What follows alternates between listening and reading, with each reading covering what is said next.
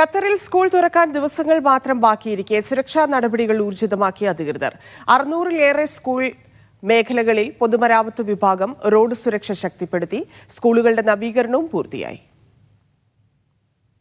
അടുത്ത അധ്യയന വർഷം പടിവാതിൽക്കലെത്തി നിൽക്കെ ഖത്തറിലുടനീളമുള്ള 669 സ്കൂൾ സോണുകളുടെ സുരക്ഷയാണ് പൊതുമരാമത്ത് വിഭാഗമായ അഷ്ഗാൽ വർദ്ധിപ്പിച്ചത്.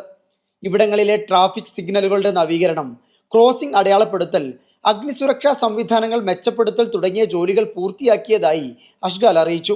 വിദ്യാർത്ഥികളുടെയും സ്കൂൾ സമയങ്ങളിലെ റോഡ് ഉപയോക്താക്കളുടെയും സുരക്ഷ കണക്കിലെടുത്താണ് നടപടി. ഉന്നത വിദ്യാഭ്യാസ മന്ത്രാലയങ്ങളുമായി സഹകരിച്ചാണ് ജോലികൾ പൂർത്തിയാക്കിയത്. സമഗ്ര വികസനം ലക്ഷ്യമിട്ട് 140 സ്കൂളുകൾ നവീകരിക്കാൻ അഷ്ഗാൽ പദ്ധതി ആവിഷ്കരിച്ചിട്ടുണ്ട്. ഇതുപ്രകാരം വിദ്യാലയങ്ങളിലെ വിദ്യാഭ്യാസ, വിനോദ, കായിക സൗകര്യങ്ങളെല്ലാം മെച്ചപ്പെടുത്തും. പഠനത്തിനാവശ്യമായ സുരക്ഷിത അന്തരീക്ഷം ഒരുക്കുകയാണ് ലക്ഷ്യം. പദ്ധതിക്ക് കീഴിൽ 7 സ്കൂളുകൾ അന്താരാഷ്ട്ര നിലവാരത്തിൽ പുനർനിർമ്മിക്കുന്നുമുണ്ട്. ഈ വർഷം വിദ്യാഭ്യാസ മന്ത്രാലയവുമായി സഹകരിച്ച് 53 സ്കൂളുകളിൽ സമഗ്ര വികസന പദ്ധതികൾ നടത്തിയതായി ബിൽഡിംഗ് പ്രോജക്ട് വകുപ്പ് അധികൃതർ അറിയിച്ചു.